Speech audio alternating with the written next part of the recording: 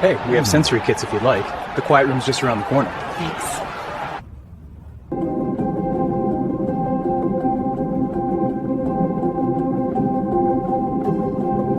Welcome to the Exterrogator Kids Sensory Room. Built for fans with invisible disabilities, it's a space to take a break while still feeling part of game day. Soft lighting, soothing colors, and plush seating give everyone a chance to relax. Noise-reducing headphones, fidget toys, and calming visuals help kids... How's that volume, buddy? Comfortable? I can still hear the game. Good job getting cozy, sweetheart. You like it in here? It's my favorite room. Ready to watch the kickoff from the balcony? Yeah, high five! Nailed it. This is perfect, isn't it? Couldn't ask for better.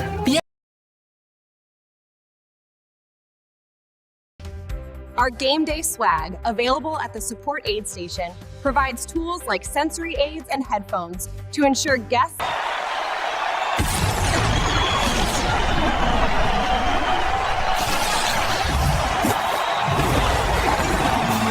When is game day? Exterminator Kids. All right, picture this. Saturday game day. The whole stadium is just shaking. You got the band blaring, and that roar of 100,000 fans all screaming together. Totally electric. It's the definition of school spirit. But for millions of people, that beloved roar isn't a celebration. It's more like a weapon. It really is. There's a term for it in architecture, actually. A fortress of exclusion. That sounds dramatic. It sounds dramatic, but if you look at how we've traditionally built stadiums, they are basically designed to filter out anyone who can't handle that kind of extreme sensory overload. And that's a huge chunk of the population, right? I was looking at the numbers. Nearly 30% of U.S. adults have a disability. That feels...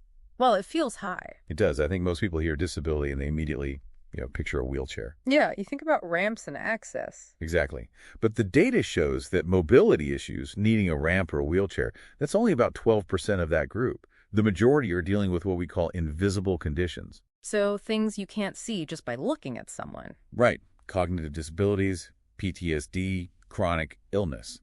And these numbers are shifting. We're seeing rising rates of long COVID, which is now over 10% of the disabled population. Mm-hmm. Plus, autism diagnoses are up to 1 in 36 children. So if stadiums don't adapt, they're basically locking the gates on a third of their potential fan base. Pretty much. Okay, so let's be cynical for a second. Retrofitting a stadium, that can't be cheap. Are universities just doing this out of the goodness of their hearts? Hardly. No, it's a strategic economic play. Money. It always comes down to the money. The global disability market controls about $13 trillion. But the real kicker here is something called the extended market effect. Which means what exactly? Well, sports are social. So if a child with autism or, say, a grandfather with a heart condition can't handle the noise, they don't just stay home alone. The whole family stays home. The entire family. You lose 4 tickets, not one. You lose the merchandise sales, the alumni loyalty. Yeah. It's a network effect. So to fix it, universities are having to sort of redesign the entire ritual starting way before kickoff. That planning phase is huge, I bet. If you have anxiety, the unknown is the real enemy. I saw some teams are using these social stories on their websites. They're like downloadable storyboards. They're brilliant. They basically map out the whole emotional journey. The lights will flash here or the cannon goes off at this time. It just removes the unpredictability, which is a massive trigger for a lot of neurodivergent fans. But what about when you actually get to the stadium? I mean, the tailgate itself is usually a sensory nightmare. You've got generators buzzing, smoke everywhere, loud music. Which is why we're seeing the rise of the quiet tailgate. The safe harbor. Exactly. It's a designated zone. No amplified music. And crucially, they ban gas generators. They use silent battery-powered ones. You'll see brands like EcoFlow, so people can charge medical devices like oxygen concentrators without all the noise and fumes. It's creating a space where you can be part of the community without getting battered by it. And I saw something similar inside the stadium, these sunflower lanyards. Is that just a branding thing? Oh, no. It's actually a global code. It's the Hidden Disabilities Sunflower Program. If a fan wears that green lanyard with the sunflowers on it, yeah, it signals to staff, without them having to say a single word or reveal any medical history, that they might just need a little extra patience or help navigating. So it preserves their dignity. You don't have to explain yourself to a stranger. Precisely.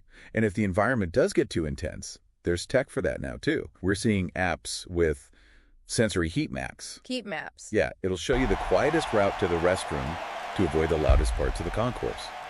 Or you can just go grab a sensory bag at guest services with noise-canceling headphones and fidget tools. It feels like such a massive shift in mindset. We used to just talk about ADA compliance, like, is the door wide enough? That's the difference between legal compliance and what's called universal design.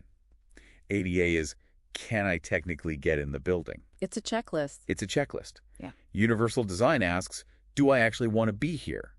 And when you design for the autistic child or the veteran with PTSD, you actually make the experience better for everyone. It's less about checking boxes and more about, well, belonging. It is. And that's the takeaway I'd leave you with. We've been talking about football, but look at your own workplace or the next big event you plan. Who is staying home because of some invisible barrier you haven't even noticed? And what's the quiet tailgate equivalent that you could build to bring them back in?